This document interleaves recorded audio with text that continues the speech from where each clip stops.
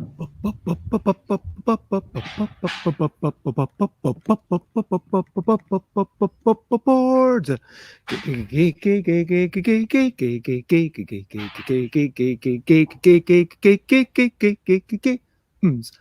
games, board games, it's what we're talking about.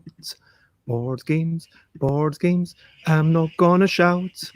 I am starting off this morning with a little bit of singing, and today I am going to tell about the deck, now known as the Ldec, but previously it was called Wibble Plus Plus, and this deck is familiar to us, I hope. And this deck is for many, many games. And now I am going to sing their names. Wibble, Grabble, Phrasal, and Fable. Alphabetical couple, mickle, and categorical. That is only some of the names of some of the games that you can play for the Ldec. And yeah, that song. You know, good morning, Will Cook. It is lovely to see you as always. And good morning, Alan Oughton. It is such a delight to see you both. And welcome, I really appreciate you popping in, well, basically every morning. Yeah, today I am Bez. This is depending on where you are. If you're in the UK time, it's breakfast. If you're in, Thailand, then it's kind of dinner. Let's split the difference and call it the Bezzy Brunchy Board Game Bledder, because I am going to be bleddering about board games. I wonder whether it should just be related to Bezzy Board Game Bledder, but that's extra B. I mean, if we can work out another word for that B, then that would be great. Today, we are going to be talking about the Ldec. And yeah, I'm going to be talking a little bit quickly about how it's evolved and how it's going to evolve. And I've got some props. And yeah, these are some props that I've got with me. But first of all, let's talk about brilliant things, brilliant things. Here's a little thing which is brilliant. I've got to let her. I know what's in this. It is a new mask because, I've got a mask, but it's blue. And, so you can't have that, can you? I can't be going round with a blue mask. So I've got this red mask. So this is what I just came out of the thing. I guess I've got to tie these together to make it.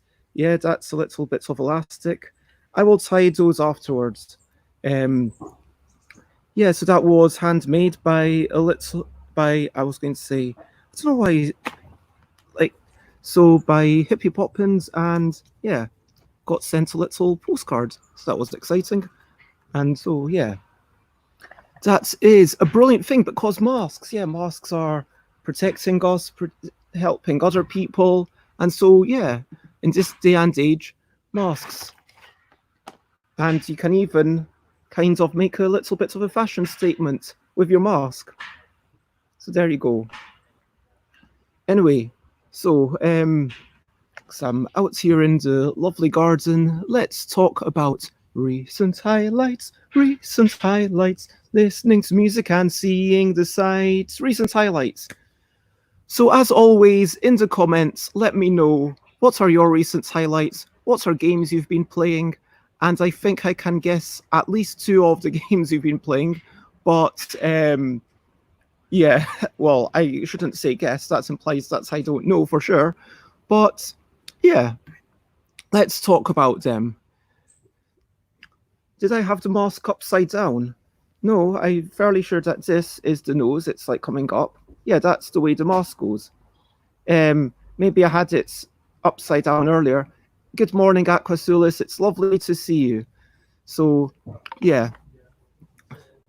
Will Cook made a red mask that then decided to not wear in public. Is that because you prefer green?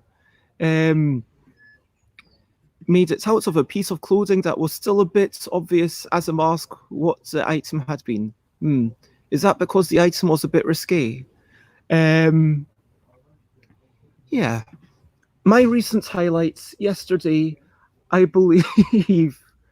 Okay, so I believe my recent highlights were seeing Chris doing a little bit of work on the puzzle thing, kind of feeling like that was done, and just generally making those human connections, chatting to Xate, playing games with Xate and Jason on.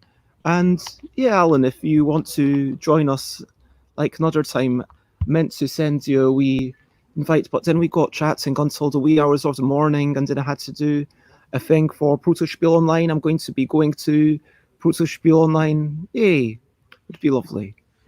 And I'll add you to the Facebook chat group if you're okay with that. So, I think for me, recent highlights, it's all about those human connections, even in this day and age of, yes, I do have Chris visiting the house, and I do get to sort of chat with a small knit group of people via WhatsApp group. Sometimes, having those little bits of communication, whether it's with Skype or, in the StreamYard or in WhatsApp or Facebook, when it's with videos or Discord, when I was sitting down and doing the training, it kind of felt a little bit like we were all in a room together chatting and working out exactly what was going to happen tomorrow for Protospiel Online. And so I think for me, that is a recent highlight, still having those human connections, even in this day and age of isolation. So let's talk about games. Games. What have you been playing? What are their names? Games. What games have I been playing, and what games have you been playing? Let me know what games you've been playing, and let me know what you thought of them. I know that we all played the two games together. It was Micro Muckle and How Much Money. Now, Micro Muckle, I wish I'd actually brought the bits of thing. So for Micro Muckle, Alan Oughton managed to get the best ever score of 31 points. That's so close to the theoretical maximum of 32. I mean, that was amazing. Like pushing the boats out and really doing it. And we also play How Much Money. It was, impressive indeed. And How Much Money it was, got a little bit dark. I don't know if that's generally the way that How Much Money is going to go, because it's how much money would it take you to do this thing. And it could be like a stupid little stunt. It could be, well, I do that for £1, I'd do that for £20. I mean, how much money to get gunged? I guess, I don't know. Assuming that I was, not in my own garden, so I didn't have to worry about the clear up of the gunge. And assuming it was just for the pleasure of one person, I think for me it would be about £20, just to go through the hassle. Or actually maybe £40, because it's going to take me a couple of hours to wash my hair after getting gunged.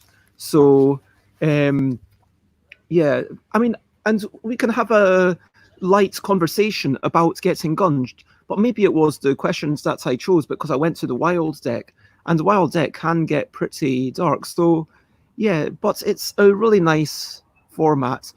Getting gunge is getting covered in slime. So in those old kids shows where they kind of cover you with a bucket of slime, it's quite a frequent thing for a charity auction. Out of curiosity, how much money would it take you to get gunged? Let me know. So I assume that you're in a bucket, so there's one person who really, really wants to see you getting gunged. I don't know why. Maybe they've got a fetish. Yeah, we could guess, but this is not that. It's just we're not actually playing How Much Money. We're just playing a different game. Just how much money would it take you to get gunged? Let me know. And it would take me about £25. £40, because like I said, it's washing the hair afterwards that's going to do me in. So £40 I would get scunged. Okay, and 99p, Alan Alton would get gunged apparently. Xates would do it for a sushi dinner. Okay, and Aquasulis would do it for about £20. I guess if you've got short hair, it's not so. I've tied all my hair back, but my hair does go down to about here. So, anyway, we've got a little bit. No, you get the gunge for free. You get the gunge for free at Aquasulis. So anyway, that was the gunge. Let me know what else you've been playing. I know that Xate's been doing some prototyping, which sounds good. And that is what we have generally been up to. So now let me talk about the... Oh, quickly, just a quick reminder, as always, please do comment, ask questions, share from, like, follow, all those quick things. And I've just realized I've never asked the questionably quick questions of myself. So questionably quick questions. I'm going to say I did not have breakfast. Actually, no, I did. I lie. I had one spoon, like a little teaspoon of something that my housemates made. I'm not sure if it was there for everyone, but it was there in the... It was like a weird kind of baked beans and cheese and peanuts mixture. The first time I had a little spoon, it was like, oh, what are these legumes? It's crazy. Is it chickpeas? And then I got another spoon because, I'm not double dipping. And yeah, when did I wake up? That's the thing. Okay, I woke up at around 9 a.m. because I was woken up by people doing me. Yeah, did I sleep? Yes, I slept for about about 4.5 hours ish. Iced coffee or hot tea? Normally I would choose hot tea is the one I would have more often, but iced coffee is something I would never make for myself. So if someone says, hey, I'm offering you a drink, would you like iced coffee or hot tea? I would choose iced coffee. What was my first thought this morning? My first thought was, whoa, why is someone ringing the door?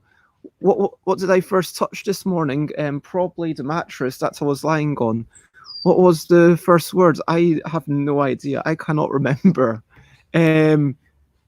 What's the last person I spoke to in person? It was the people who came in because apparently there's some building going on next door and they needed to check in here. I like both books and podcasts. Anyway, I think that's... Yeah, I like both books and podcasts. Probably I'd go with podcasts. Those are the things that I listen to more regularly. The last one I listened to was this morning on board games. I was listening to a wee bit of that. Last physical game played. What did I play? With Chris and Cole, it would have been maybe Happy Farm. That was all right. Talked about that. Favorite color to play? Oh, guess my favorite color to play. Which sock did I put on first this morning? I have not put on socks for quite a while. I've not put on socks since... I've done a lot of sockless stuff. So my favorite color to play, genuinely, can you guess? Because... Yeah, my favorite color to play, you might be shocked by this, but I'm going to carry on just to see if you can guess my favorite color to play. Because you might be surprised. So, cards or cubes, I'm going to say cards because you can do so much more with them. Wooden meeple or plastic figurine, absolutely would. Stacking games horizontally or vertically, generally vertically, but yeah, a mixture because you want to fill in those gaps, and on top of the calyx you do it horizontally, but inside the calyx it's vertical. Rules design or content creation, I prefer coming up with the rules, that's initial framework. Arts or rules, absolutely. Free board games I love.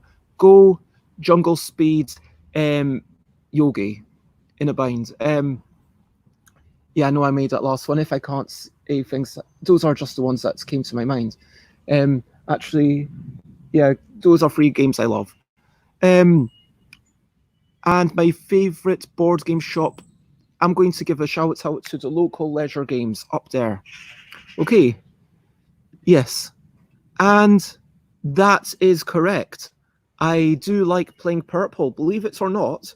My first choice, quite often, depending on the shade, and I'm quite easy now. I would go with red or purple because red has become part of my identity, but I do really like the color purple. And so the true story is when I was first this if red was partially just because I had a red suit on. Well, that's I had some red shorts and some a red jacket and red shirts, and so that's why today my whole wardrobe is red. If getting purple things was a little bit easier, I might be completely different. You might be seeing all these things in purple. But yeah, my top color for playing board games is purple, followed by red, then followed by the crazy things that you don't normally get. You know, naked wood. I really like just plain wood color, whether it's the light or the dark stained wood, and yeah, that's that. And so to finish, no, I did not say art. Actually, yes, technically, I did say art right now. I have said the word art several times. That might not be my answer to any specific question, except for the question, what word is spelt A-R-T, in which case I would answer that question, art. So that is totally my answer. My answer to that question of what is A-R-T is art. Thank you, Alan. Okay, what's my favourite thing about where I live? It is, I would say this garden. And that's why I'm sitting outside, because when I've got a guest, for whatever reason, the processor seems to be going a bit faster and the battery goes down a bit faster. And so, yeah, when it's on my own, okay, I'm going to finish after 11. And yeah, I just really like being in this garden, which you can see sort of, we've got trees, and I live near Chris and McCall, and we've got big spaces. I've got a big room. I am really privileged. So yeah, this garden, it's wonderful. And there's, a big spider web there. And, I feel like I'm kind of parts of nature. Yeah, I like it. It's good space. And so, yeah, that is the end of my own questionably questions. So, let me just get that. So, if you have any, today is all about the Ldec. So, let me just, good shout out to nature. And I hope that I'm coming through okay. This is something I forgot about outside. They are doing some building works. If you can't hear me so well, then let me know and I will move. Okay, so the Ldec, formerly known as the Wibble++ deck, is a deck of cards which I invented in 2015. I published it in 2017, and if you open the box, this is the first edition box, and it has rules for 5 games inside. All the rules comes on little cards. You got this. I mean, some of you are already familiar with this. It's had the letter sheets. I've got a little creature, almost getting miniguns on my fingers. So, and this is how the deck started off. So, whoops. Black and white letters, making it a little bit cheaper to print. 2 letters on each card, a suit, and a number that tells you about the frequency. Now, for example, this is an example card, SC. There are 8 top letters, AEINORST, or as Alan Outson likes to say, Senorita. And hello, Odin, it's lovely to see you. Yes, nature is the best theme. So yeah, the top letters are senorita, the bottom letters are everything else in the alphabet. Now, for the second edition, I made a few changes, just really going through the graphical things. So I added the red, the backs are quite a bit different if you look at the backs. This one's a little bit more saturated. Um, and yeah, I redrew the V and the G because, yeah, just to distinguish the, oh, there we go. Just to sharpen up the V so it's a bit unlike an upside down A, and so that the G is unlike a C, which hopefully there. So it's all about accessibility. Now, what is this Ldec all about? Originally, it started off as a game called Wibble. I've already told you about Wibble. Oh, by the way, this is some this is some artwork for Categorical, but yeah, that's roughly what it's going to look like. I'll get to that in a minute. So Wibble, just as a quick reminder, 2 letters from each card. Shout a word that uses one of these letters, one of these letters. For example, I could say pie, P-I-E. Now I grab a card. Now we have another letter, and you could say pat, P-A-T. But I could not say pat. I could say pit, P-I-T, because I need to use not only one letter from each card in the middle, but also one letter from every card that I've collected myself. And this is the original game that started off.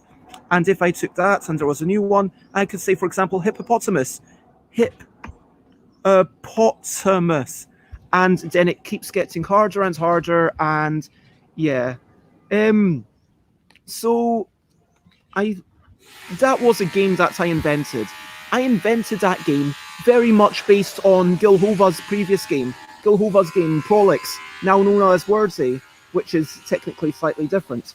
But Gil Hova made this brilliant game where it was like, okay, how the key thing about Prolix or Wordsy now is that you've got cards, and I wish I'd gotten a copy of Wordsy now, but you you write down words that ideally use every card on the table. I mean, you're never going to do that, but you use as many high scoring cards. So some cards based on their position are worth 4 points, some cards are worth fewer points, and then it rotates. So like the newest cards are worth the most, and some cards which are a little bit harder, like F and P, are going to be worth a little, and X or J is going to be worth a little bit more compared to N, for example.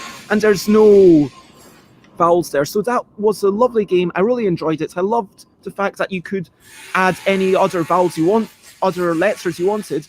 So if I had to use, for example, in that game, the 2E, well, that would be all consonants. So if I had to use, let's look at the bottom, if I had to use J, Q, and X, oh my gosh, that is hard. I can't think of a word with J, Q, and X. I could, in Wordsy, I could have said, yeah, I'm struggling.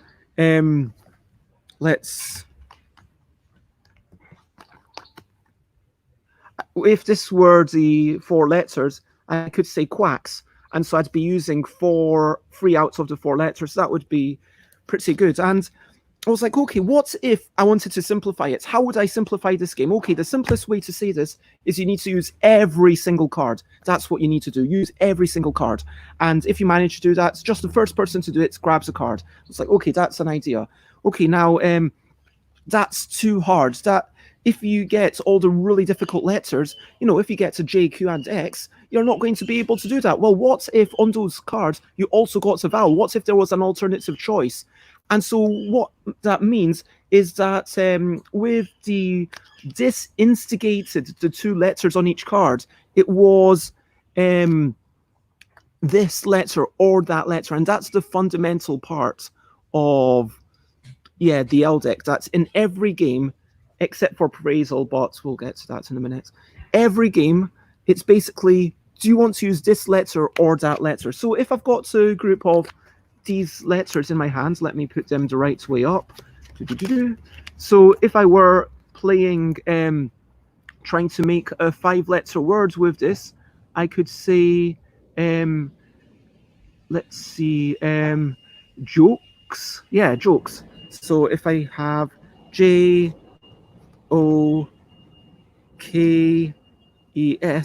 there. Now, see, I've made a 5-letter word. You say JOKES and ignore the last one. So it's all about, yeah, and to respond to that, yeah, I do have energy. It's because, this is a thing that I'm passionate about. This is a thing that I love. And I'm really excited about the future of this because so that was a game that I was happy with. I enjoyed it. And I, sorry, as in Aquasolus is normally not C-Tab powered. Okay, sorry. So I was happy with this game. I played it at sorry, Rob, I'm forgetting your surname. Playtest UK, Rob. Rob Harris. Rob Harris, that's the one. So Rob Harris's Playtest UK group, I played it. We made a few small tweaks, and it was a really good game. I was really proud of it. So this game was invented in January 2015. Now, in January, February 2015, I had other ideas. I realized, oh my gosh, I could make another game using the same cards, because back then I was doing this whole game a day challenge instigated by Matthew Dunstan, another board game designer who used to live in the UK. And Matthew Dunstan was doing this game a day idea. And anyway, back then I was like, what I should be doing was doing the art for In a Bind, but I needed a break. So I was like, okay, I'm going to just give myself this excuse to carry on playtesting a little bit, to give myself a little bit of a break. And a lot of the game ideas that I came up with, they could use 2 cards per 2 letters per card. So then I went to UK Games Expo. By the time I went to UK Games Expo, I had an early version of Fable. I had an idea of Grabble in my mind, although, yeah, I didn't have the key points, which is the end game, which I'm immensely proud of. Sorry. You can check out all these 6 games. I did like hour-long ramble about these individual games, but we're not talking about the individual games. We're talking about the deck, because the key point is, fundamentally, it was alphabetical, made by Andrew Dennison. That Andrew Dennison invented alphabetical, and I was like, oh my god, this is a game that it's so unlike anything that I'd thought of. We should definitely make this a deck. And in alphabetical, just to explain, you are saying, yes, I want to take this card or not. And so I would say, okay, F, yep, I want to take that card because FGH, I'm not skipping many letters. And then A or P. Well, I'm not going, A would cut out a lot of the alphabet, P would cut out a lot of the alphabet, because I could take any letter, I can take any card, I can put it to the left or the right of my line, but never in the middle. So if I take on this, now suddenly I can't do H, I, J, K, L, M, N, O. I can't do any letters between H and P. And using this letters as a sequence, using this letters not as something to make up words, not as something to instigate stories, not as, using letters, fundamentally for alphabetical, these could be numbers. So it could, I don't know what's number A, B, C, D, E, F, G, H, I, J, K, L, M, N, O. So I think that's 14 and 7. So it could be number 14 and number 7. And you're able to use these for the sake of alphabetical, and also the paper alphabetical that we were playing together on Tuesday, some of us. These cards don't technically need to be letters. And it is, but having those letters, it gives you an idea of what the distribution is. You're aware that the more popular letters are going to be more prevalent. And the fact that, for example, there are only 2 Ps, it gives you a little wrinkle, because, okay, you're skipping here 5 letters, but maybe those 5 letters are a little bit less common. You start looking at other people's things. It is very possible that alphabetical, the notion of the difficulty of placing these in alphabetical order does give it a little bit of a unique thing. And anyway, so when I saw that, I was like, oh my god, this is brilliant. I'm going to make this into a deck of cards. I'm going to give this a name. The name came from Dave Weatherall, giving Dave Weatherall their due. Dave came up with the names of the games. Dave originally called it Alphabetical, Wordle, Fable. Yeah, and I think Dave might have also come up with Phrasal. So the point is, like, you've got the letter, you've got the stop word, you've got the phrase, and then you've got the fable. Like, and so I was like, okay, hey, all of these things rhyme, and I was thinking, oh my god, Dave, that's amazing, Dave Wedderall, I like that, and so Dave Wedderall came up with these names, and I was like, okay, if these are the names, maybe I should. Yeah, Wordle isn't a great name, but I really like alphabetical, phrasal, fable. This seems really cool. And could I maintain this? Are there other games that end in this L sound? And then I kind of realized, okay, it looks better if I just misspell everything to have the letters ELL at the end. As you can see, that's actually inspired some games like Couple. Now, what is I'm going to double check what I said I would talk about. So the invention over 5 years ago. Let me pop these into little things, banners. Sorry about this. So that was the invention over 5 years ago. So now let's talk about the main design and the qualities of the cards. So yeah, there are. Let me grab this little thing. Actually, this is out of date. There are 6 suits and 26 letters. Every card list goes AEINORST at the top and has some letters on the bottom. The way that I determined the pairs of letters originally was, at first I started off having, okay, the most common letters with the least common letters. Okay, let's have the vowels with a Z and a Q. But then I realized, okay, well, you want more of the most common letters. And then I realized, hey, wait a minute, maybe I want to have. And I started thinking of the letters as the suit. So it's almost like, okay, we've got the A suit, the E suit, the INORST suit. But then there was an additional component that I started, like all these borders as they originally were.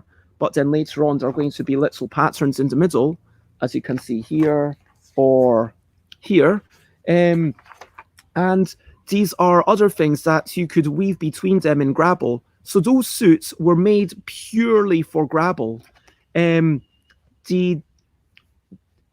I was putting together, when I was reevaluating which letters should go with which ones, I was very careful to ensure that any rotationally symmetrical letter, which might be confused, did not come with another such letter. So basically, you've got W and M. You'll notice that my W is really, really stylized. There's a reason for that. Do I have... Oh, no, I don't have the card list online. Yeah, I'm sorry about this. Let me try and remind me tomorrow if you can. Yeah, I'll check it later. But anyway,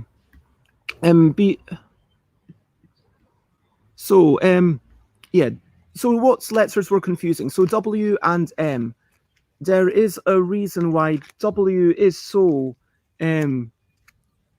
stylized, and M, I made sure to make it super straight, just so that it can't be confused. Like this W, if you look at it upside down, that's clearly not an M. But also the W's and the M's, if you notice, I put it with letters that can't be rotationally rotated and without mistake. So there was never going to be an HW or HM or OM or OW or indeed IM or IW. That was a conscious decision choice, and that was super important just to avoid things. NZ, I noticed that when I had Z, just because it's an unusual letter and because people are seeing this at any which way, if you come up with, okay, people say, oh, is that an N or is it a Z? Even though it's like clear. So that's why I decided, okay, N and Z always need to be next to each other. How can you please explain? So yeah, NZ needs to be next to each other with a lots of the other letters. It's to do with how separate they are in the alphabet, how distant are they, to do with puzzle. I'm not going to get too far into that. And the number is to do with how frequently the lower letter appears. So there's 3 W's, 4 B's, 5 H's, and 3 G's. There are 6 of all the top letters, which is why for the categorical deck, I'm moving towards, I was going to integrate the numbers somehow. So I thought of integrating the numbers into the letters like that. So there, if you can see, there's C drawn with 6s inside and C drawn with 4s inside. In the end, I decided that the numbers are going to be in the background. They're a bit too faint here, but you can see what I'm going for. So N, D, and NF, both the N's have 6s behind. The F and the D have the 2s and the 5s behind. Just to remind you. Yeah. So yeah, there are definitely things that I need to think about. Like as soon as you start playing around with the font, someone said, yeah, E is kind of, if you put E on its side, it can look a little bit like a W or indeed an M. And that's something that it doesn't really look like an M, but it's, if you've got, this is things that I should be thinking about, certainly for future editions. And it's absolutely the case that in a couple of years, I'm going to re-examine this. But anyway, between first and second edition of the deck, back in 2019, yeah, wow, feels so long ago. So I printed this in 2017, I printed this in 2019, and I changed around some of the things. So just to clarify, where's my thing gone? Here. In the original version, there was not the Senorita distribution in every single thing. So if you go A, E, I, N, O, or S, T, you can see the bottom 2 are a little bit different. That's not cool. That's not cool at all. It's breaking up the pattern. Humans like patterns. And once I've set up a pattern, then I should keep that pattern. And so, yeah, for the second edition, I changed it just to ensure that there is the simple, okay, you've got 6, every top letter, Senorita, exists in all 6 patterns. Every pattern has all 8 top letters. And my change did arguably maybe make another game slightly worse, but I also need to start to think, okay, it's not just about puzzle, it's not just about any single game. And so that comes to the problem with why our game systems have some problems. Okay, I'm just going to talk about what's good about game systems, what's bad about game systems, what's why did I make this a game system? So really quickly, what's good about game systems compared to a game? When you think about a game system, you shouldn't be comparing this or this to a single game. You should be comparing this to an entire section of a library, like an entire game shelf. I mean, maybe not an entire games library, but at least an entire game shelf, because there is so much potential in this. In any game system, in a traditional deck of playing cards, there are hundreds of games. Like, there's probably tens of games that you will actually like. And so I believe that with enough time, there will be tens of games for hopefully anyone. And I believe that at this point, there's 9 games that have said, yes, these are really good quality games. And if you've enjoyed Micro Muckle, well, there's at least 10. And hello, Ajmi, it's lovely to see you. And yeah, it is a harder concept to put across. That is the main issue. So, like, let's talk about quickly game systems. The good, the bad, and the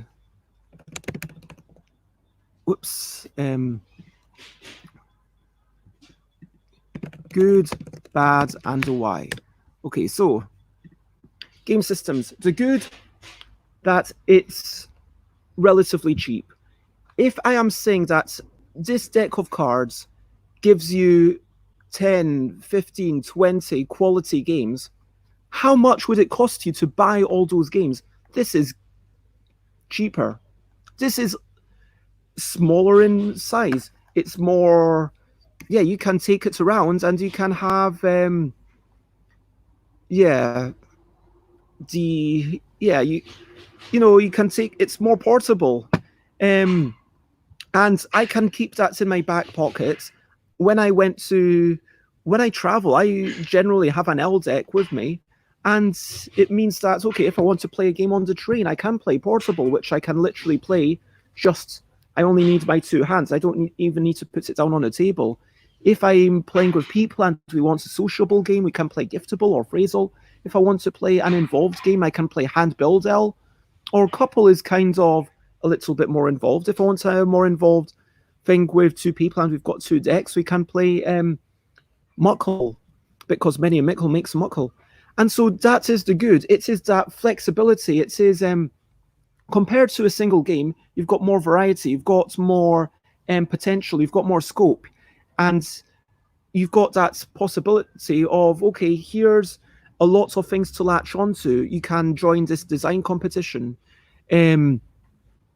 With compared to a shelf of games, it's just cheaper. It's just it's cheaper and it's easier to fit into your pocket.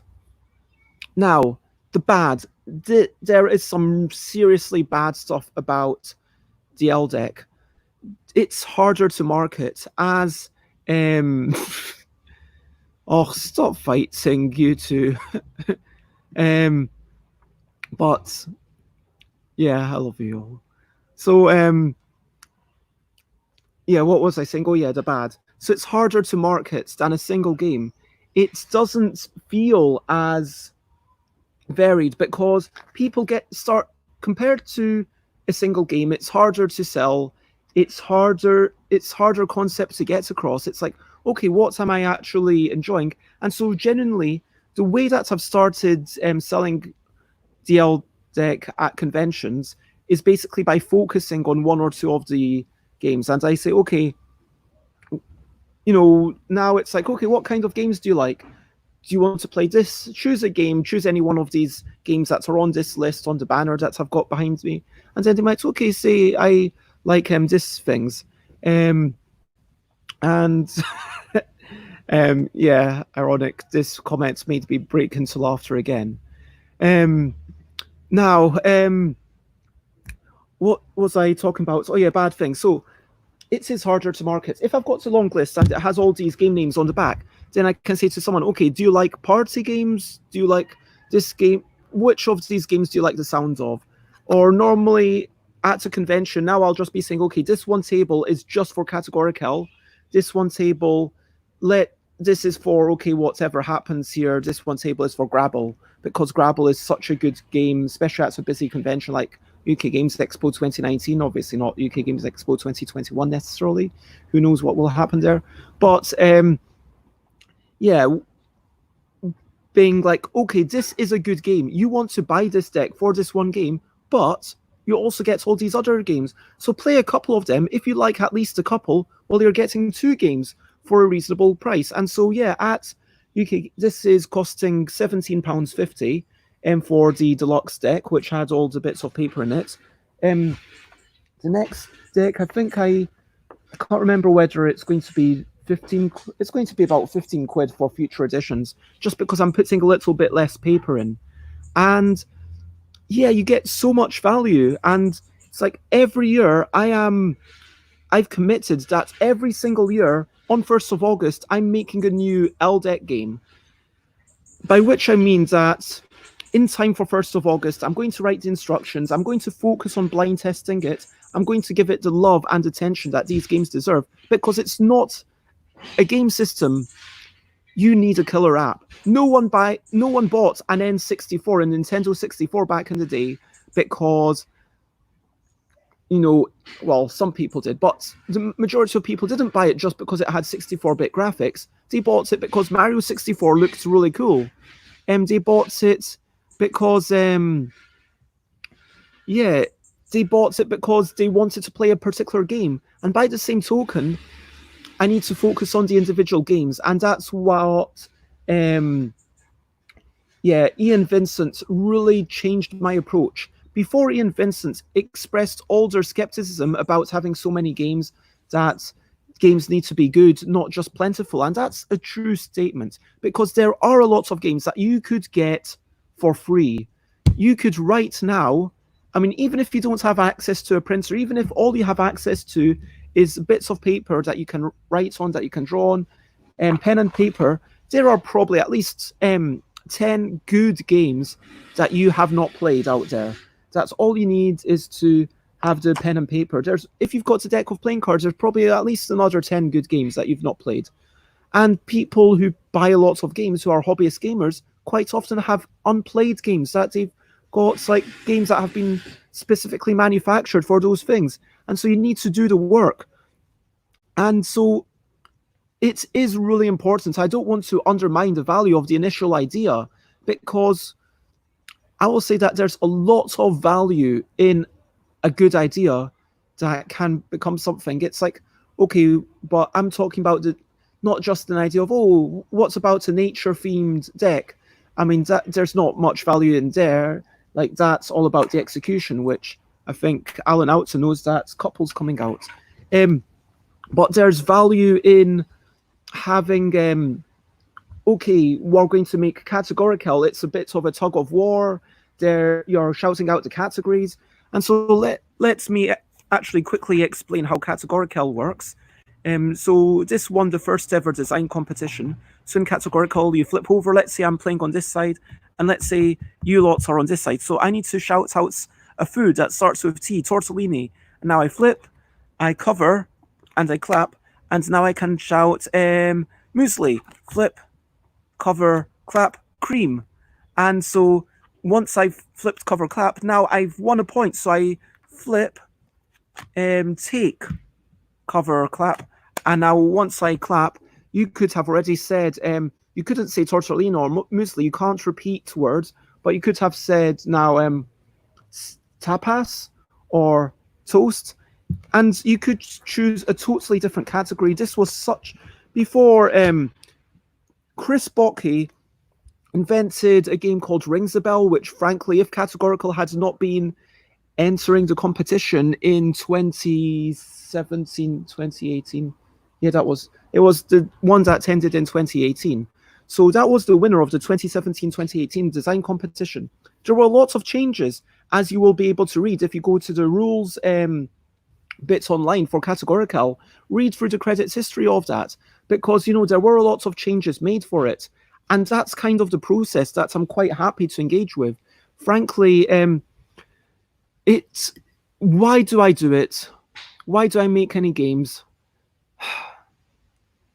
I mean, okay, partially, sometimes I make games for the money. I'm not going to lie. I made In the Bind partially because I wanted it to be a mass market game. I think I was talking with Sates yesterday about some games that I've invented this year that I've invented purely because I'm like, okay, I want to invent a game that I can pitch at Cannes Festival International de Jeux. So let's call it VidCan because that's what their Twitter is. So Festival International de Jeux made some games. It was like, okay, what's simple? What are people enjoying? What twist can I bring to it? It's just one twist, that's enough, because you don't want to change too much for a mass market audience. Okay, this is a game that could sell, a large number of copies. Okay, I'm going to show it to these companies. Okay, companies took it. That's great. That's validation. By the other side, Seize the Power. I made that to spread a message. I made it as an artistic statement, as a form of communication. I make a lot of games, frankly, when I'm playtesting, just as an intellectual curiosity. Could I do this? And I guess, why did I make this into a game system rather than just a game? Why? Whoa, this is a big question. Asking myself the difficult questions today. So, oh man, yeah, that made me laugh. So why did I make the Ldec and not just Wibble? the reason that I made it that way is because I felt like it would be something that I think brings value into the world. I guess ultimately, I want to be bringing value into the world in some manner. I mean, frankly, when I think about, okay, I don't know if Odin's still watching, but Odin Pong made, yeah, Odin Pong, who did the Dice and Ink anthology, I never felt like I was going to make any serious money off that. Okay, I've got like a small amount of money, there might be some amounts of money coming down the line. And if someone was like, okay, give me your game ideas for free, that's just intensely disrespectful. That's like saying that my time is worth nothing. It's like, no, I'm not doing that. But if someone's like, okay, I can afford to pay you a little bit, at least they're valuing me. Do you know what I mean? And with Dice and Ink, I made Flowers Over Towers for that. I made that game because I felt, okay, I want to make something. I want to create. I want to put something out in the world that's hopefully of some value. I'm hoping that, I want to be known as someone who's putting out stuff that's good and of value. And I hope that in 5-10 years' time, there will be people who are like, oh, that person, Bez, oh, they made the Ldec, oh, and they made Yogi, oh, and they made Seize the Power, oh, and they made this other thing. And maybe like then people will be like, okay, Bez makes some quality stuff, and I'm going to, maybe it's, by the way, I think it's really weird, but I think it's possible that you can block people, but you can't delete. I will make a little comment. So if you want to try deleting that comment, you can see if you can delete that comment. Because, congratulations I just shout out to Xate and Alan Oughton, because Alan Oughton's been here since the start, and I know Xate fairly well, I would say, because we've hung out together for so long. Apparently Xate can't delete me. Okay. But, so Xate and Alan are now moderators because, I trust you, and good shout out. But anyway, so why was I making this? Because I wanted to make something of value, and I still believe that it is something of value. I'm hoping that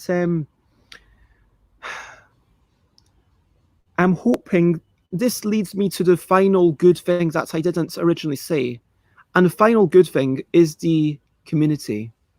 That is something that fills me with pride to some extent. And there is a Facebook group. If you search ELL, I should probably start linking to a few of these things. So there is a Facebook group that hopefully someone tests this link and tell me if it works. So this is the group where,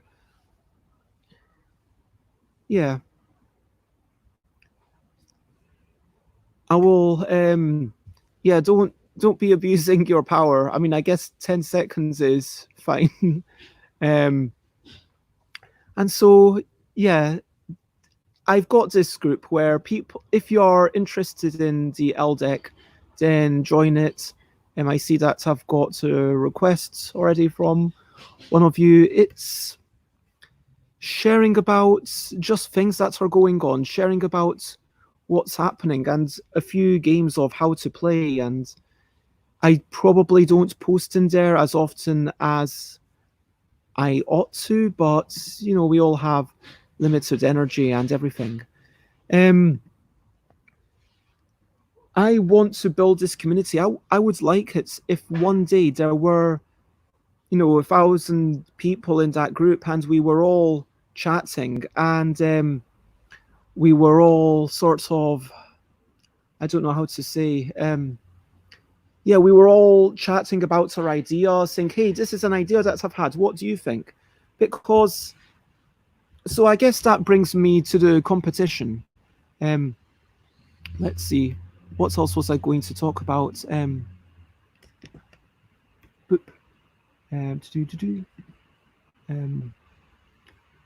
Let's talk about the competition. So if you go to my Google form, which hopefully I always struggle to link to this one.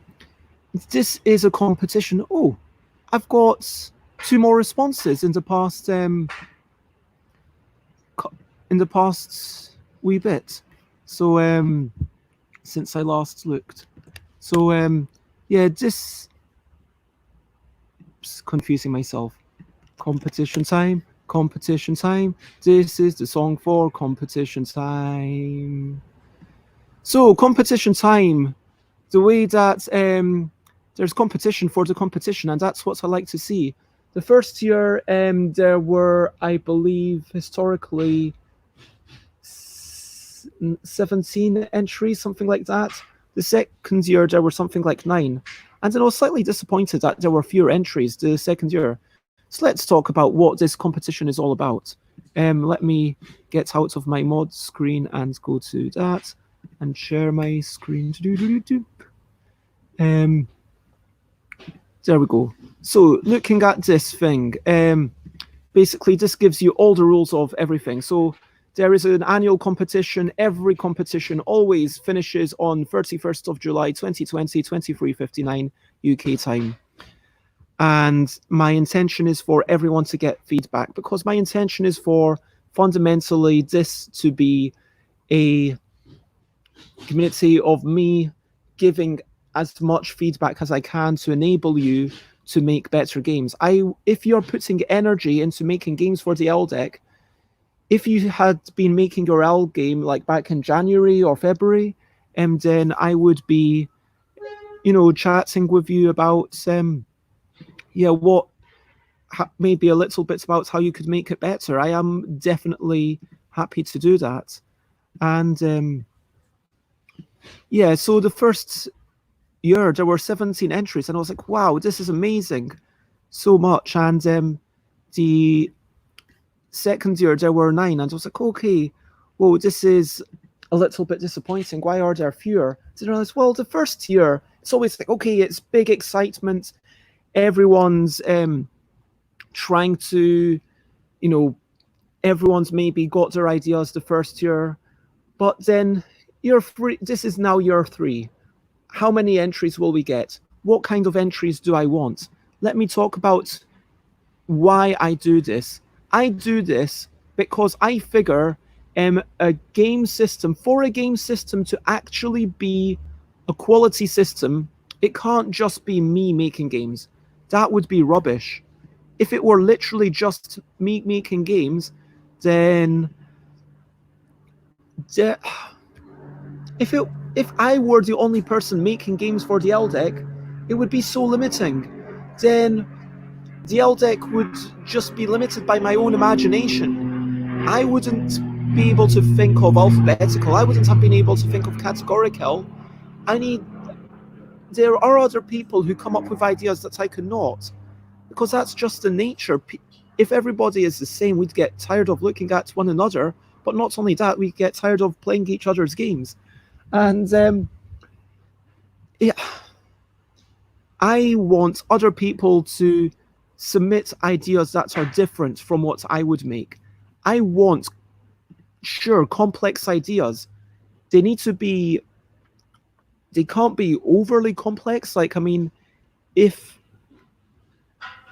there are games definitely where it's like, okay, why does this rule even exist? This rule adds nothing to the game. Why do you have that? And to an extent, if your game has too many variants, if your game has 10 variants, I feel like, who was it? I'm not going to name names because I realize that I shouldn't name names when I'm giving examples of bad things that someone did. But someone made an ELL game last year, and there were about, I'm going to say, literally about 9 variants for this. And it's like, wow, that's a bit slapdash. It kind of feels like he didn't properly put through these things. And I want people who've actually at least thought about this. I genuinely say you don't even need to have played your game. If you've not played your game, well, it's probably going to be less likely to win. I don't know, maybe you're a brilliant designer and you can imagine how your game might play. And if you are up to that level, if you've got a really good basic mental model of sitting down and chilling out for half an hour or an hour, I can sort of imagine, okay, how would people react to my game?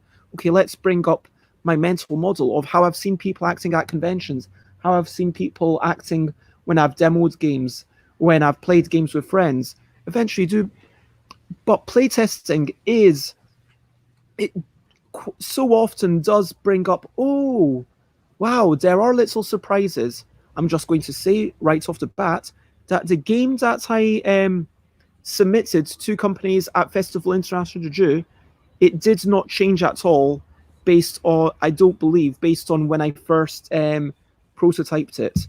I playtested it to check that it's a good game, but then I didn't make any changes because it's a simple game. It's a game of the style that I'm very familiar with. It's a game of the style that I've watched people playing hundreds and hundreds of times. And it's somewhat similar to some other games that I've made. Certainly, I mean, yeah, I'm not trying to pick myself up, but if you play your games, if you playtest your games, you're more likely to uncover things. But remember, whenever you're playtesting things, if you're making a complex game, and if someone is a really light casual gamer, maybe your game isn't for them, and maybe that's okay. A game doesn't have to be for everyone. I mean, Grabble isn't for everyone. A lot of people don't like that physical aspect. Fable isn't for everyone. Not everyone likes storytelling. None of these games are for everyone.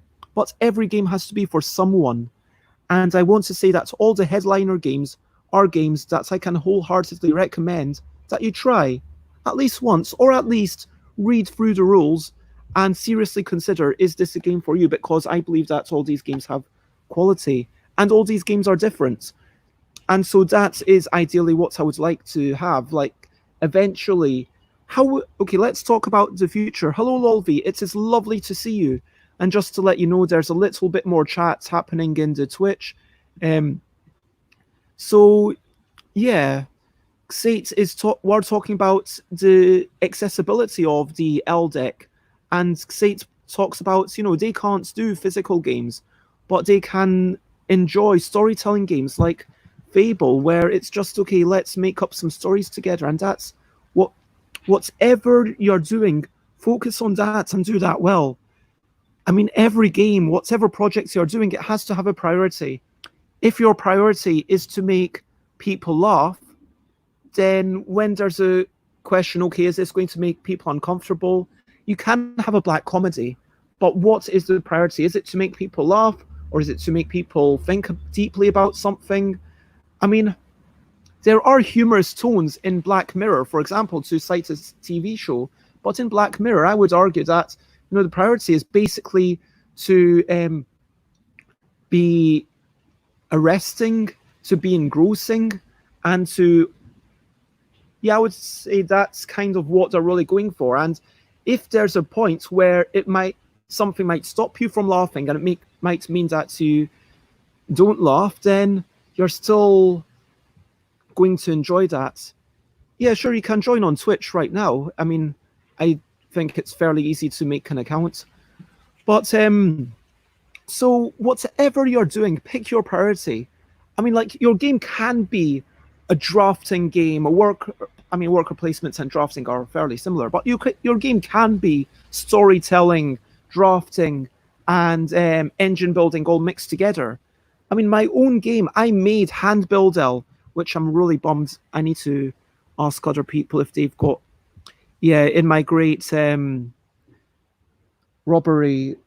I mean, robbery sounds like I was the person who did it. Anyway, so I lost a lot of files at the end of 2019 because of things I don't want to get into right now. But Hand Build ELL is a game that involves set collection, so the numbers. It involves engine building of a sort.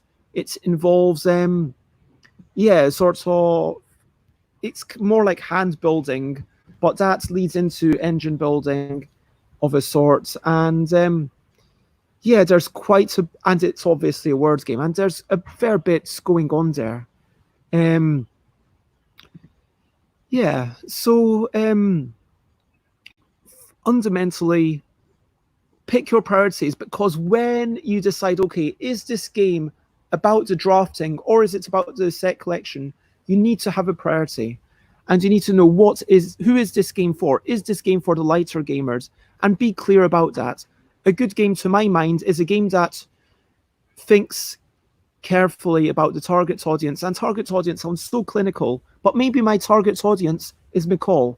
I don't think McCall watches this show, so I'm just going to tell you all, okay, secretly, I am genuinely making a game for McCall. No one else is ever going to see it except for people who physically meet McCall. So this is going to be a print-on-demand thing. There's probably only going to be like a couple of things of this. It's going to be, basically what I'm going to do is I'm going to remake Grabble, which I know that McCall likes, but instead of having top letter, bottom letter border, it's just going to be 2 pictures per card. Each card is just going to have lots of photos, and it's going to be photos of McCall and memories of McCall. And so we'll play with this card game where we're playing with, it's pleasant memories. And that's going to be a thing where no, it's not McCall spelt like that. It's MICOL. McCall is their name, so yeah, not like that, but like let me actually like this, like that. Okay. So yeah, so making a game with the target audience can literally be one person. It can be that one person as a declaration of love. It can be, okay, who is this game for? This game is for people who are exactly like me. And that is fair enough. If you're like, okay, what do I like? Make this game the best possible game for me. But go all out. Make the best freaking game that you can for that person. Because don't go half-hearted. The world doesn't need more okay games. The world has plenty of games. I mean, sure, it's maybe a nice thought exercise for yourselves. It's time spent designing is never wasted. And so, yeah, I guess what I'm really saying is think about who would enjoy this game and make the best game for that person.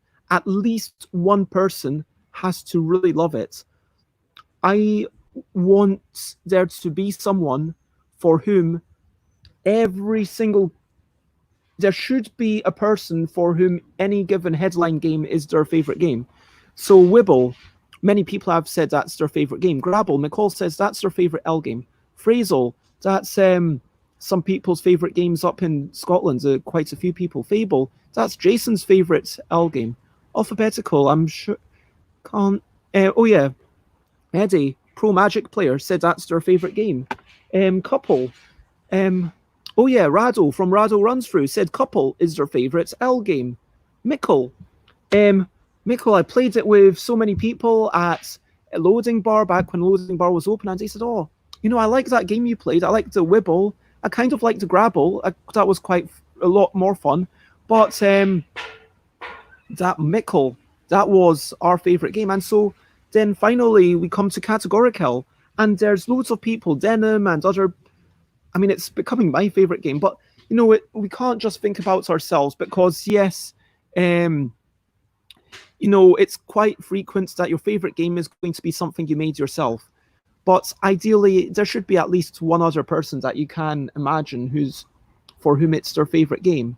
Like, is there going to be a person out there? Maybe there is. Maybe there is a person out there exactly like you, but basically divorcing the fact that you invented Draftable.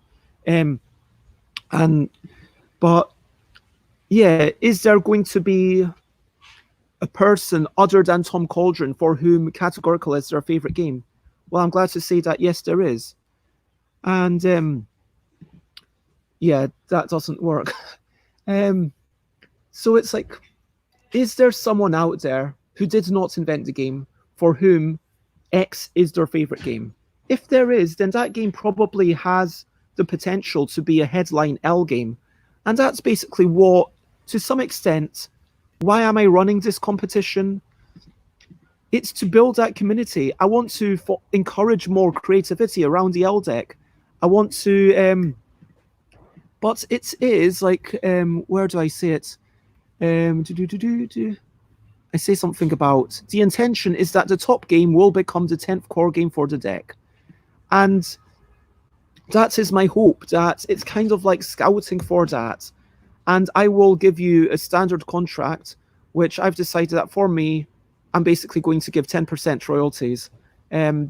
I don't sell a lot of units, so given that there's only one designer of the deck, generally, unless I've done a ridiculous amount of development, I would, if it's like some, like Tom, like I'm just going to say, every illustrator and designer that's, I imagine it just being 10% just as a flat, that's simple. And yeah, I do put a little bit of money into it. So like, yeah, the top person gets £100 cash, which probably tells you that, yeah, I'm serious about it. I want people to be making something. And yeah, I am going to, hopefully at UK Games Expo in 2021 and Essen 2021. Obviously, this is subject to, you know, it's actually happening.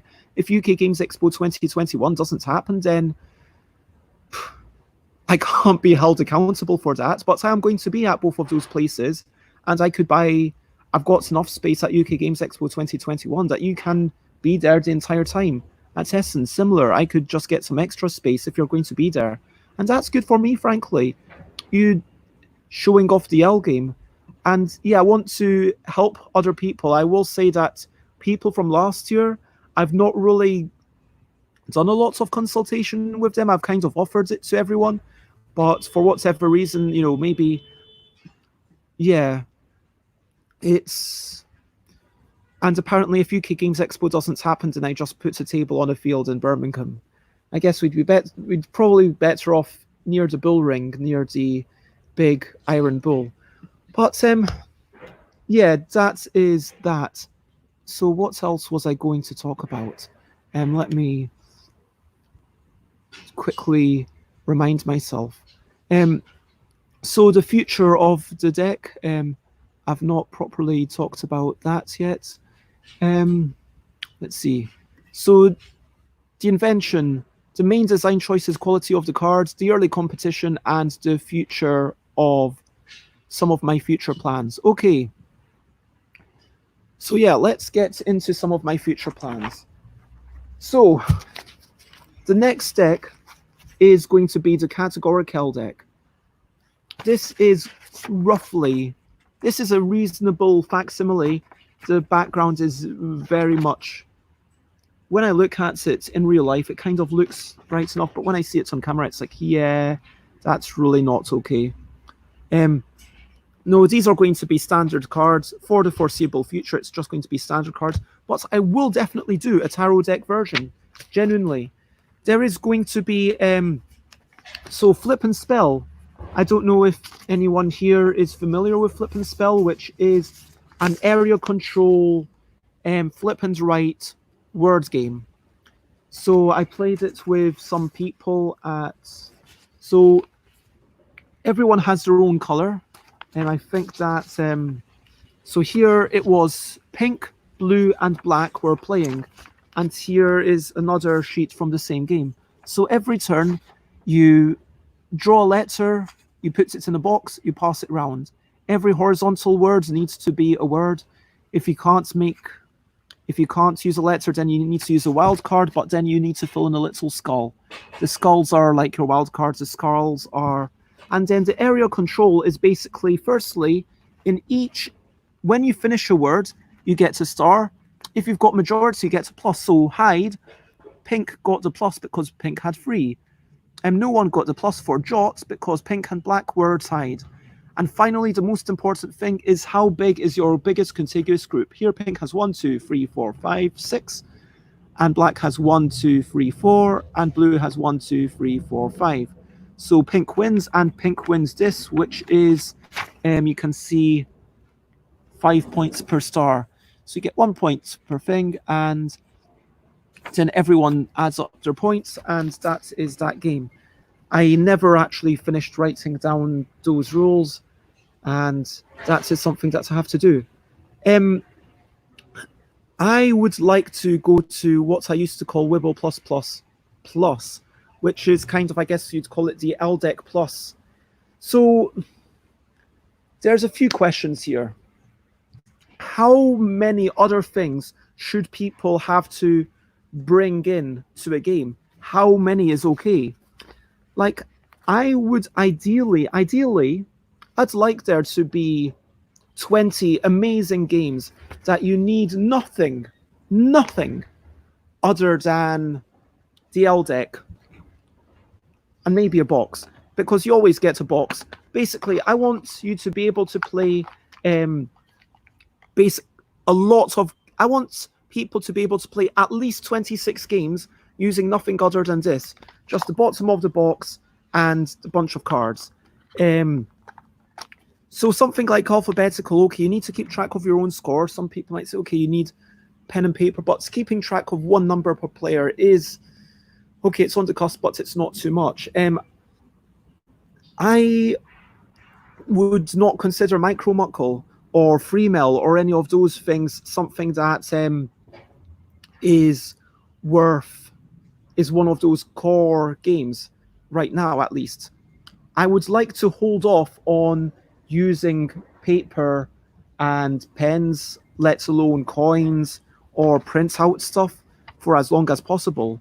And customized print out stuff, I mean, I feel like that's kind of getting into its own category there.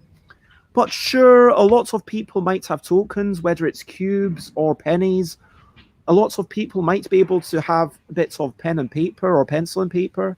And that feels like a reasonable thing to ask people to bring about. And so I want to say that, yeah, if it turns out that for this year's ELL game, just to let you know, Puzzle is a one-player game. It's basically all about putting these into alphabetical rows. It plays a little bit like Solitaire or Patience, the traditional game for decks of playing cards. So if your game's a little bit like that, it's less likely to win. It might make it to the top few. Honestly, like the way I'm planning to do this right now, like a lot of this is just kind of how I'm thinking. So how I might do it is, okay, I read the rules, I kind of ponder them, I'm like, okay, is this even playable? If it's like clearly not playable, I'll just kind of get back to the person and have a chat with them, frankly. Then if it can be played, then I'll try playing it myself. I'll probably use Chris as a first kind of touching point. Maybe getting McCall and George or housemates involved. We will play it. Then of those games, I will choose however many I think, okay, actually, these are good games. And so maybe I'll choose my top, I don't know how many submissions I have. Let's assume I have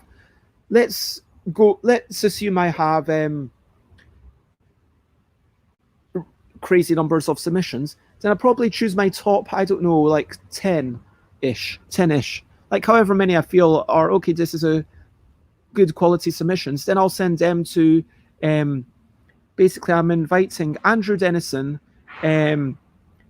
Dave, basically everyone whose name has been on the front of a box of the Ldec, or everyone who's already won. Basically, if you've already won, or if you've already been on the box, you can't enter.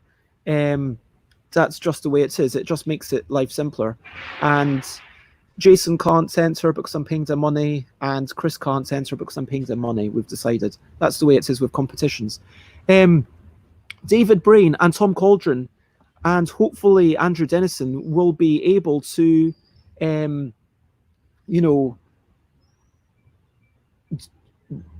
try these things out. Maybe we'll play test them secretly on Tabletop Simulator. David, I believe, lives alone at the minute. Maybe by that time I'll be able to sit down and play the game with David. I don't know, maybe David would be... I don't want to just be testing this on Tabletop Simulator, because at the end of the day, I do really like the fact that there are games that can be played using video chat or Tabletop Simulator. And if it can be played easily using Tabletop Simulator, then great, because I guess in this day and age, that's something that I might want to ponder. But if you can play it nicely in real life, if it's good for Tabletop Simulator but bad in real life, then it's definitely not going to win. It has to be, the real game is always with the physical cards playing in front of you, whether it's different people around the table or solo or whatever. And yeah, having us talking about extra stuff, if it turns out that okay, to go without extra stuff, well, it's a mediocre game. It's quite similar to other things that we've already done, or it's not a brilliant game. I can't really commit and say, yeah, this is a great game. Every one of the core games, every one of the 9, I believe I can stand beside it and say, yeah, this is a great game.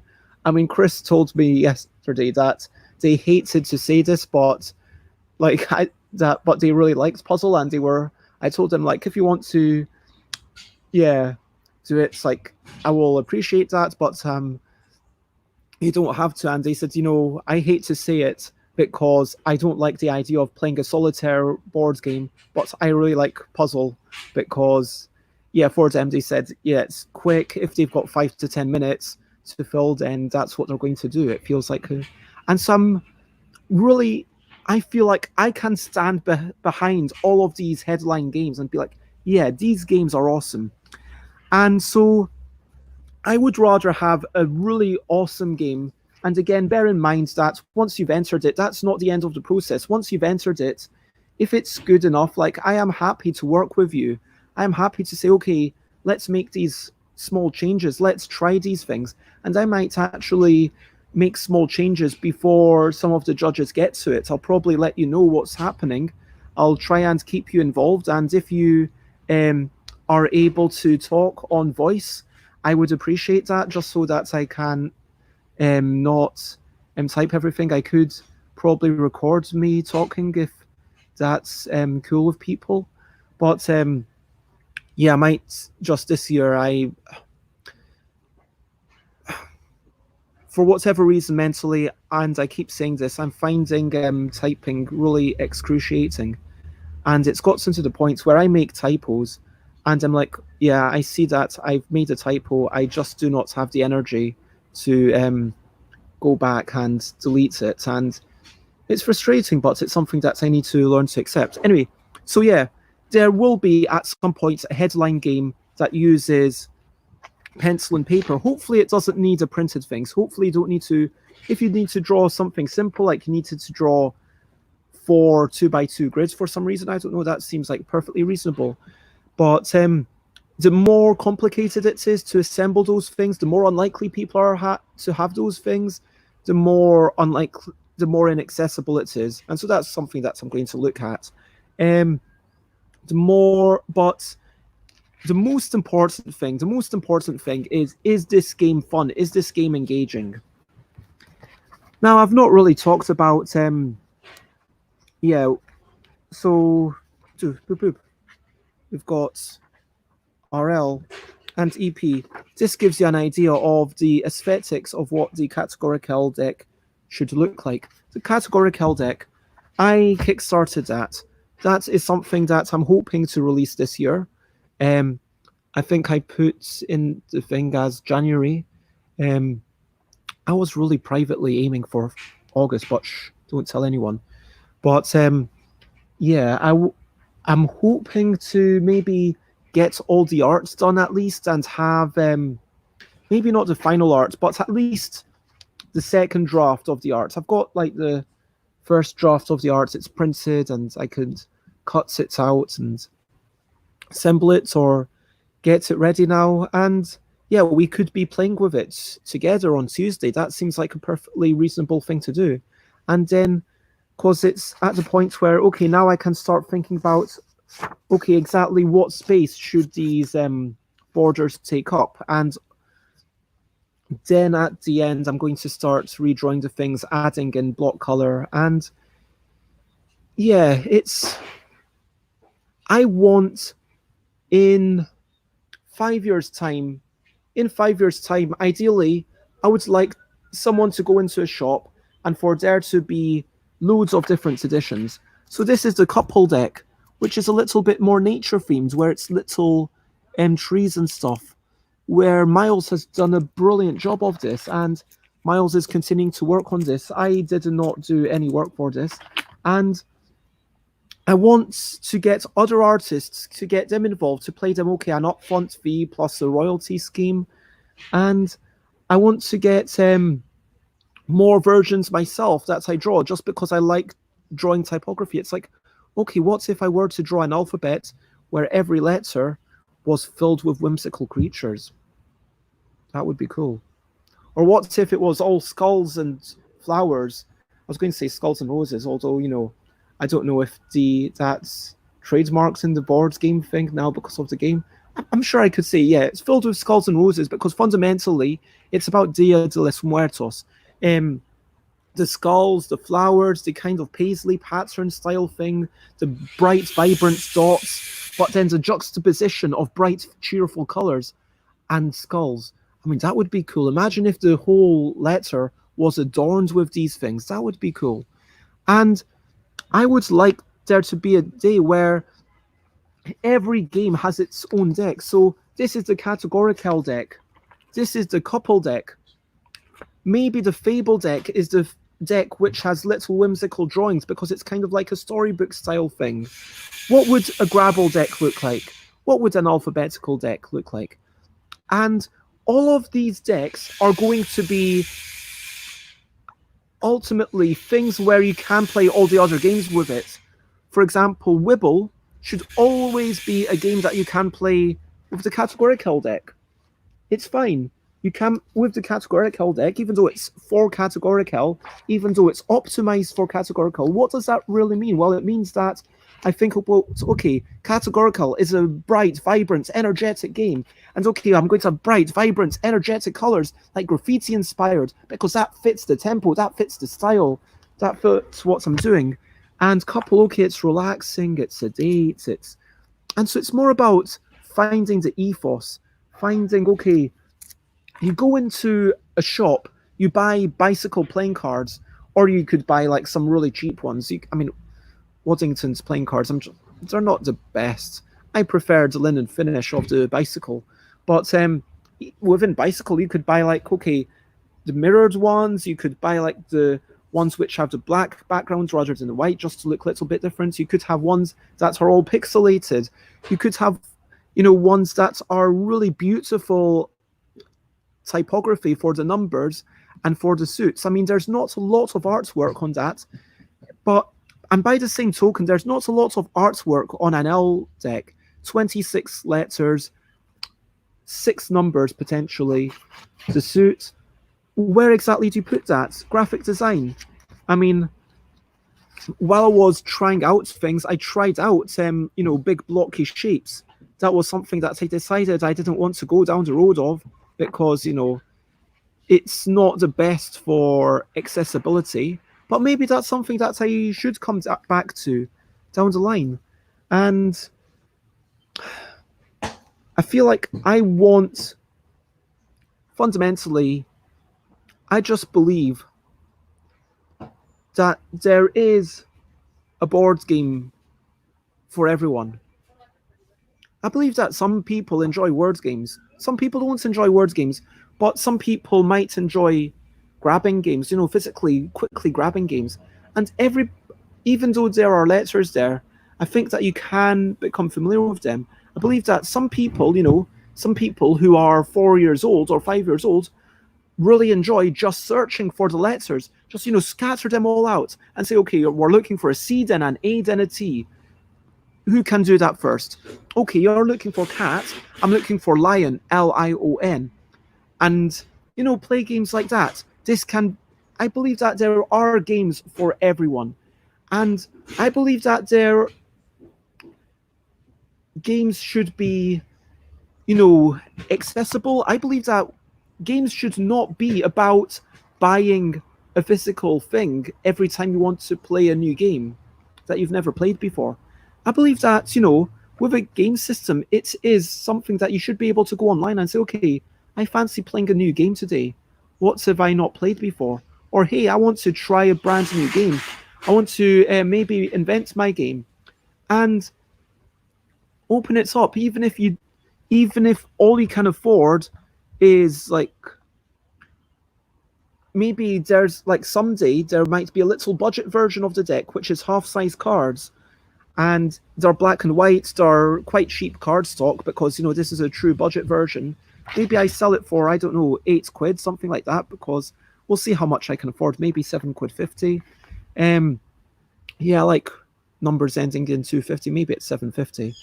And then so that cheap deck, the half size deck, it'll be like kind of okay, it'll be a travel edition, but also if it is an edition that the website, I need to get the website up there. I need to really put in some money to get someone else to make me a quality website where you go in, you can search for, okay, I want a game that's not very wordy. I want a game, so you go into advanced search. How wordy do you want it? Okay, between 0 and 3 out of 5 wordiness. Okay, how long do I want it? Okay, I want it to be more than 10 minutes and I have no upper limit because I'm sate. Okay, how many players are we? Okay, maybe I want a 2-player game.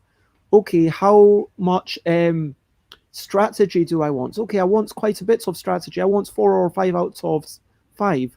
And so maybe then it shows you hand build L, and I can't, and maybe it also shows you couple, because no, the couple wouldn't fit because couple would probably be like 4 or 5 out. Couples maybe 5 out of 5 wordiness, I guess.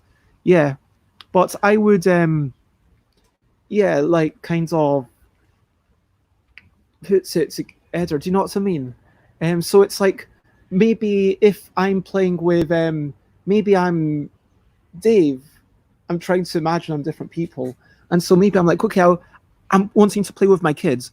I want something that's, maybe there should be an age rating on this website. So it's okay, something that's suitable for a 13-year-old. Okay, something that's a little bit wordy. I don't really mind how much. It's like 0 to a little bit wordy. I want it to be 2 to 4. I want to play a word game with my kids. I don't want it to be 5 out of 5 wordiness. I want it to be 2 to 4. And then Dave Wedderall, but you get what I mean about the website, hopefully. And it's lovely to have you. And I hope you have a lovely day at Chrysoulis. And hope you have a good time and whatever you're getting up to. Feel free to share what you're looking forward to and any hopes or ambitions you have before you leave. That's always an invitation. No pressure, no pressure, and I appreciate you kind of being here. But always feel free to tell me things you're looking forward to. Always feel free to tell me things you've enjoyed and daily hopes or ambitions you have. And if you don't, then I understand right now sometimes life is bad, so we can't think of things. But the reason that I do those daily things is to kind of check in with folk and remind ourselves that, yeah, life isn't all bad. Like, some of life's actually quite good. And right now I'm seeing a butterfly floating around on the garden, and it's like flittering around, and it's beautiful. It's like a little, oh, it's gone far away now. Wow, flew much faster than I thought butterflies could. And life is beautiful in many ways. We've got sunshine, we've got some degree of health. I mean, it's never nice to say, even if you're in bad health, it could be worse. And you've got to appreciate the things you have. I mean, you've got to, it's healthy to, it can be useful to, it can be nice to. And it can be nice to have a little thing of, oh, that's lovely. It's a family's birthday, so looking forward to that and to seeing their friends. Oh, well, I hope you have a lovely day and enjoy the birthday celebrations. I hope that despite the situation, you're able to have a wonderful one. And yeah, and I'm going to get back. So yeah, my ambitions within the next few years: more games, more good games, more decks, different typographies, more typographies, more what's the other thing? Yeah, a book and a website. So the websites, hopefully I've explained that. The book, I just want there to be a book. Like, the book isn't going to have really any. Yeah, it's not really. So it's a difficult thing. When I talk about a book, I'm aware that the obvious thing is like, well, why are you making a book? why don't you just put all that content up on your website for free? And that is a valid question, because I want people like Sate, who maybe don't have much of a budget, to be able to have access to all the games. And all the games are going to be available, for the most part, available for free. I might have a system where I say, okay, something like this, I charge, like, I'm tempted to say, like, I charge 50 pence for, just because I want, um, yeah, I feel like the fact that I'm working on this, the fact that I paid Chris to kind of make it a little bit nicer, and I'm going to, I would, yeah, it feels like that work has value, and I do want people to acknowledge it. And so when it's a print and play thing, I want that to be some amount of money. I and someone who is actually printing stuff, who does have a printer, they can probably afford, okay, 50 pence, or a pound, I don't know, some amount to just say, yeah, you've done some work. Now, the book that I'm talking about, it's not going to be superseding the website. It's basically, I like reading books. I prefer reading books to reading things online. And so the book is for people like me who like reading books. And it'll be like a book of 26 good games that you can play with the deck and nothing else. At the end, it'll have also other games that you can play with the deck and something else. So it will have probably Micro Muckle and maybe some of this year's stuff. And it's just going to be, yeah, you get to feel that within your hands. It's going to have a little bit of, probably some stuff that makes sense within the book but doesn't make sense elsewhere. I asked Gilhova if they would make a forward to this book, and they agreed. So that would be super exciting. I would, and that would be really nice, having like a book of about 80, 100 pages. It's going to be a smallish book. Nah, probably not ring bound, because I might do it print on demand, I'm thinking, and yeah, there is some content, like a forward doesn't make sense on the website, and even having that one small thing that's like saying, okay, I mean, if Gilhova's words are the only bit that's unique to the book, then it's like, well, I mean, I'm going to have a few very small bits of unique content, but when I do the Kickstarter, I'm probably going to start for the Ldec having more and more print on demand or print and play stuff, or downloadable files, I should say, for people who back future projects. So let's say if you back the book, maybe there will be a small thing. I don't know how cheap it should be, but like certainly for some small amount of money, I would like people to be able, okay, I'm paying this small amount of money, I'm getting a digital version of this book, plus I'm getting a digital version of the categorical files, which I made myself, and probably like these files as well, and maybe the Comic Sans files as well, like, because why not? Maybe there will be like a joke version where if you pay £1, you get the entire book, but it's in Comic Sans. Oh my god, that would be ridiculous. The entire book is in Comic Sans. Okay, so £1, you get everything in Comic Sans, and then maybe like £5, you get the nice digital versions. So £5 is like you get the actual Ldec in the typography that I like, and you get the book in the typography that I choose.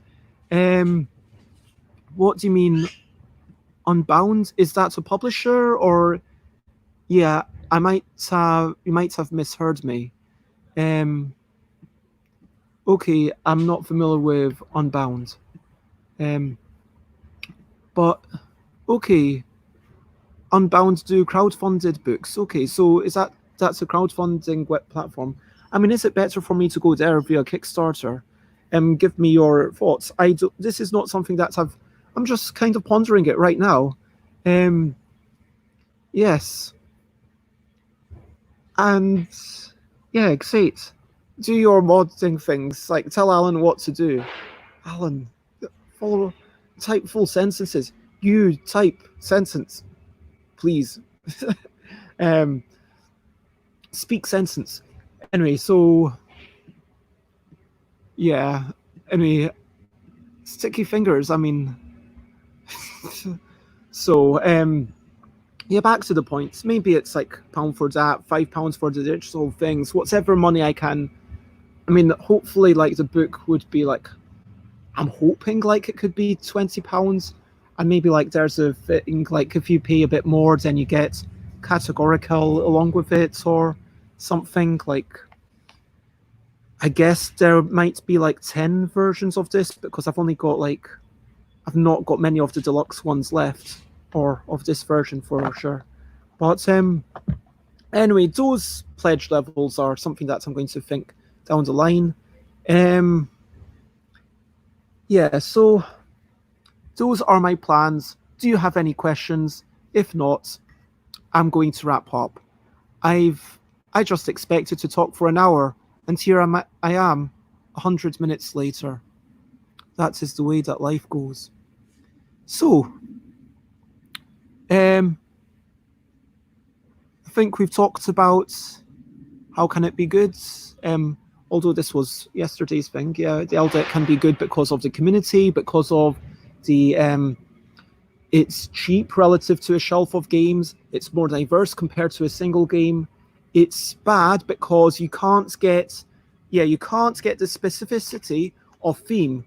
I can't say, okay, this is a game about moving bees from flower to flower and pollination. I can't say, okay, this is a game about butterfly migration. I mean, I could, but then I'd have to say, okay, the A's represent butterflies. It's not going to be easy to remember what I'm on about. And so that is the main problem with a game system, that it becomes more generic. Anything that you're doing is a bit more generic, and you've got to play into that sort of abstract space. And also, it's harder to communicate. Any questions from the audience? Feel free. Tips how to make good stuff, playtest, ponder it, try to prioritize what you're actually doing, try to make something that one person will love. And also, this is just a shout out to 20 years, 20 lessons. Do look this up, and I'm just going to, I don't know if this is great marketing, but all destinations. There we go. So if you have an hour to spare and you want to be a better game designer, other than playtesting your game or working on an individual game, which is always time well spent, if you have an hour where you're wanting to watch a video, that video that I've linked you to is the best video ever. Okay, and that is my tips. Yeah, just start. It doesn't matter how you start, just start and then continue and work out what you're wanting to make. And yeah, that is all the things. So I don't think we've got any questions. And as Sate says, I am totally capable on my own.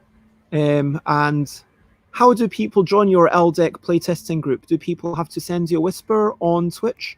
Let people know. I mean, I'm really glad that there's this community joining in. But yeah. Whispers are great. There we go. So whisper to Xate, and Xate is doing some playtesting of stuff, and Xate is happy to playtest other people's. When I say maybe replace happy with willing and able. So we've reached the final sections of the show, and what are things we are looking forward to? What are our daily hopes and ambitions?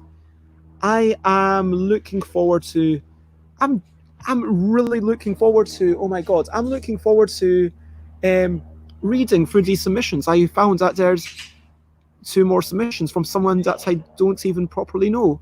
I think I might have met them once, but I had no idea that they were even like working on the Ldec. So I'm really excited. That's what I'm looking forward to, kind of seeing all these cool things. And I'm really looking forward to kind of making time to checking all of them out. I'm also looking forward to Beds Day, which is 31st, 1st, and 2nd of August. And so, yeah, join me for that for some extended streaming. Um, and my daily hope and ambition is I'm going to be at protospiel.online. I'm going to take a bit of a nap right now so that yeah, I'm able to do some good work later on. I'm hoping that, I facilitate some good times.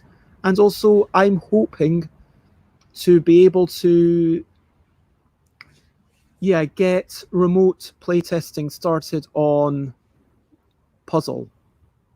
And so, yeah, say it's let me know your schedule or anyone else. It's got to be someone who's able to do the tabletop simulator, but let me know, and that would be really awesome. What are other people looking forward to? Spying on the competition and then helping them get better so they beat me. If they beat me, then I can feel a bit proud too because I helped. Oh. And that is what I believe the Jewish people in Hebrew, maybe it's called nachiz, which is an emotion that, that pride of the pride through someone else. And Alan Alton celebrating their son's birthday with lots of yummy food. I thought you were doing your own playtesting. Let's chat in the thing immediately after this. I'll join you in the chat.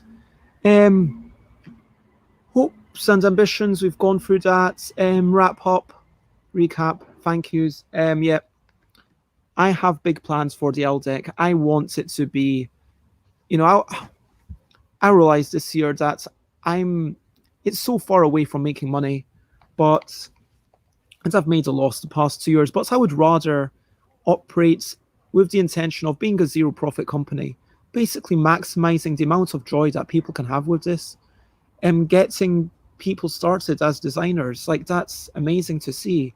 Getting like Jeremy, who designed a couple of games that they showed me back in January, I want to say, December, something like that. Anyway, so it's like, wow, that's a really cool game. And they were saying, yeah, I'm thinking of designing games, but I've not designed games before, so I'm going to start with this. Because there are many things that you can do with this.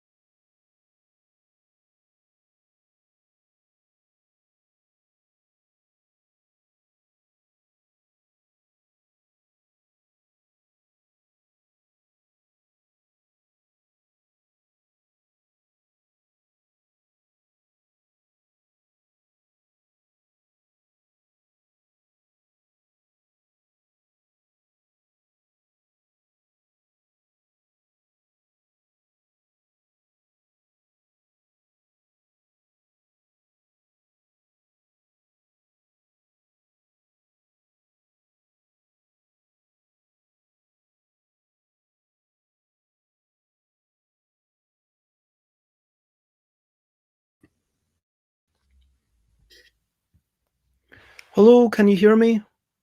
Yep, that is exactly what's happened, except it's been my yeah thing. So yeah, to finish up, um I just want to say thank you to everyone who is watching. And what messages did I miss? Oh, cool, I get to see that.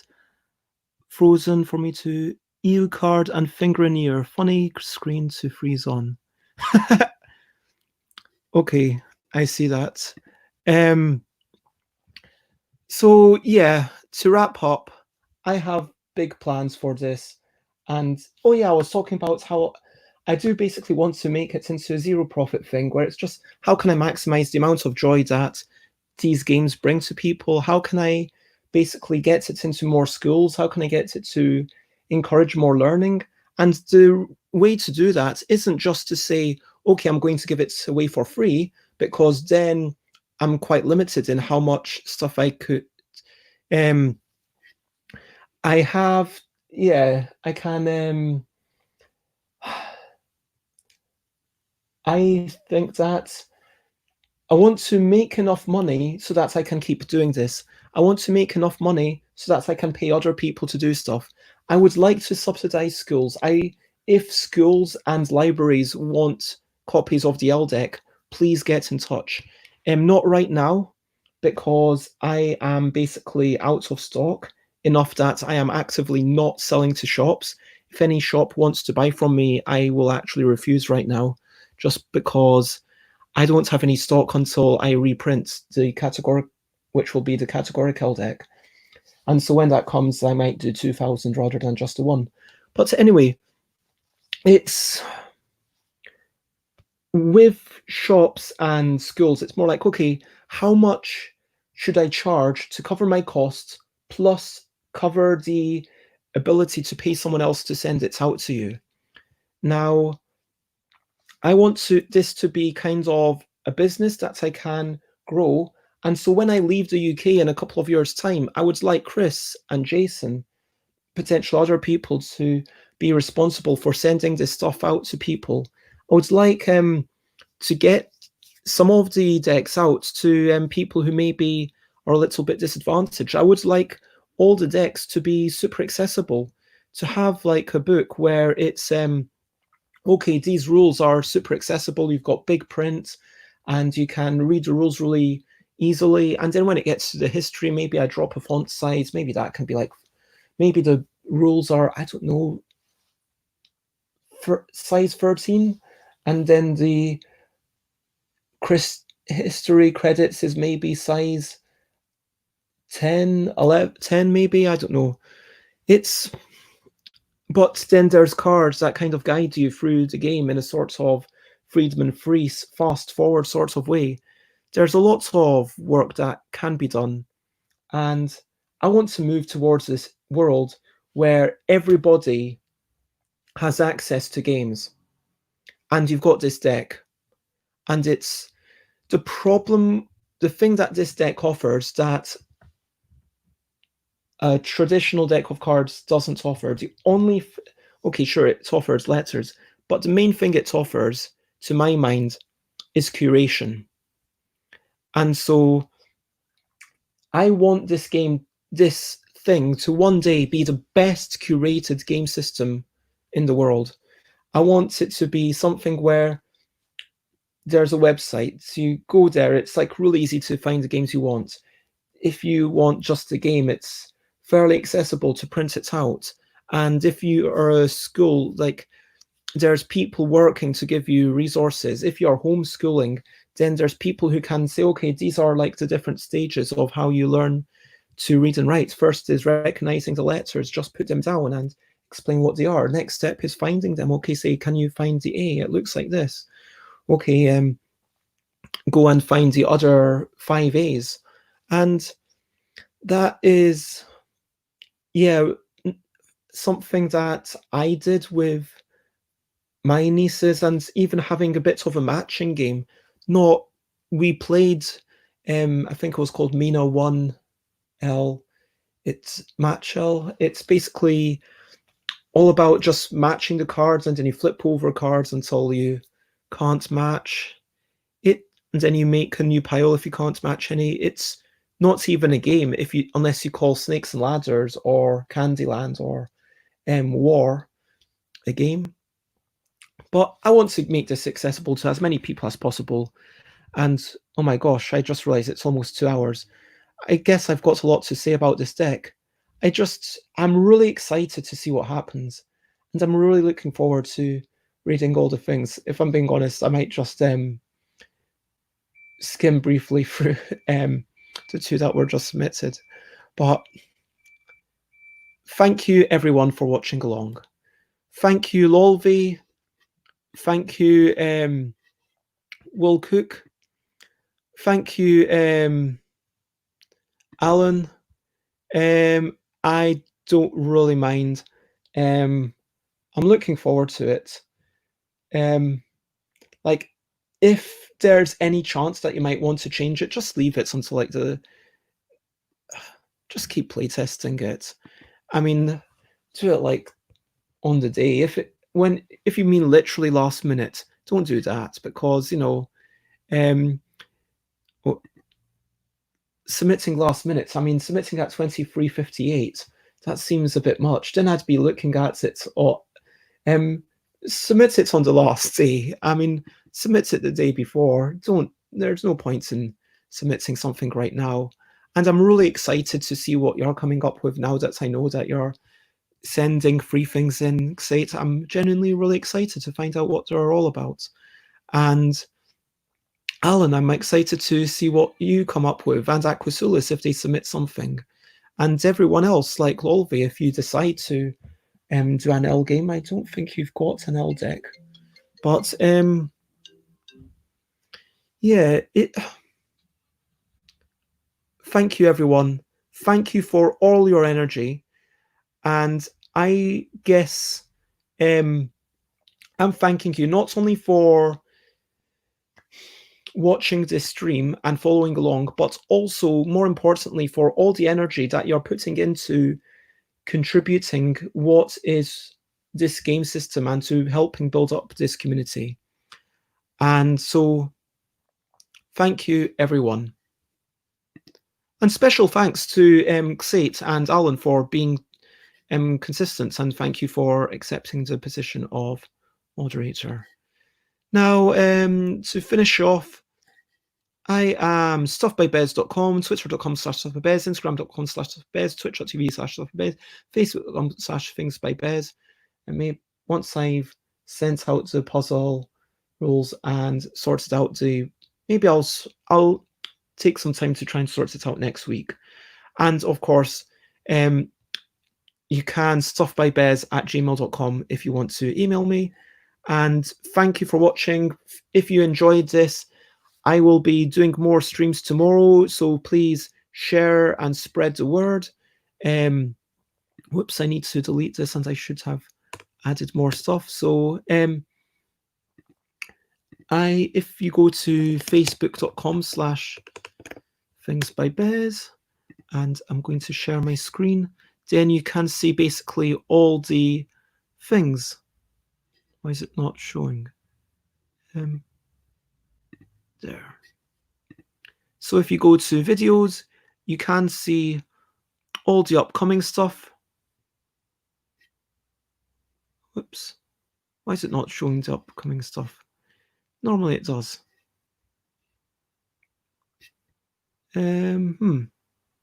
That's really weird. Yeah, I was going to say that you can see all the upcoming videos, but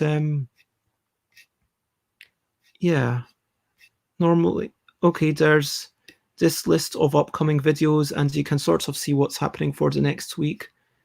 So we've got reviewing my week is tomorrow, then Catherine's Edible Dice, then Lolvi is coming on to talk about ludothèques in France, then we're having the lovely Leanne Weaver and just talking about Leanne, and we're going to talk about moderating in Big to Cuck Board Game Trading in Chat UK as well as Fanboy Free.